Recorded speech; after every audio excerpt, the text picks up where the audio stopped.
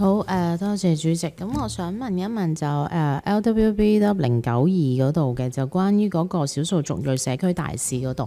咁見到而家總共請咗150人啦，咁想了解下咧，具體喺人工啊、外展活動啊同埋福利服務嗰方面嘅開支，具體會係點樣去分別咧？咁而家個計劃延長到2026年啦，咁其實會用啲咩方法去收集翻佢哋個對成效嘅嗰個意見啊？因為都想知道即係錢使咗之後嗰個成效係點樣去我哋係點樣去計算、點樣去睇呢件事啦？咁而家個了解到多個回答都寫得比較籠統少少，就話得到正面嘅回應同埋支持，會繼續檢視咁樣。咁可唔可以講得具體啲，或者有冇啲 example 講話而家個推行嘅情況係點樣？具體嘅優化嘅方案或者下一步諗住點樣做？唔該。好啊，局長。主席，我想請梁以利副處長可以簡單作答，好嗎？哦，好啊。梁副處長。好，多謝主席。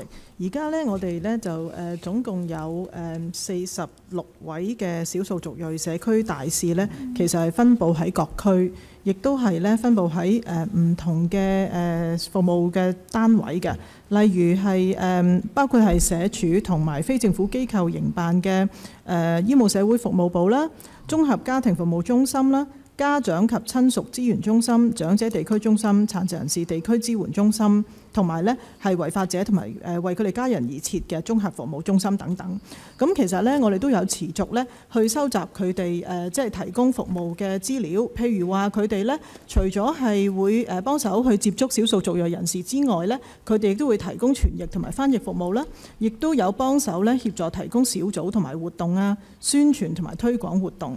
另外咧，亦都有協助咧我哋一啲服務使用者咧係填寫表格，同埋咧亦都會去提供一啲探訪同埋護送服務等等。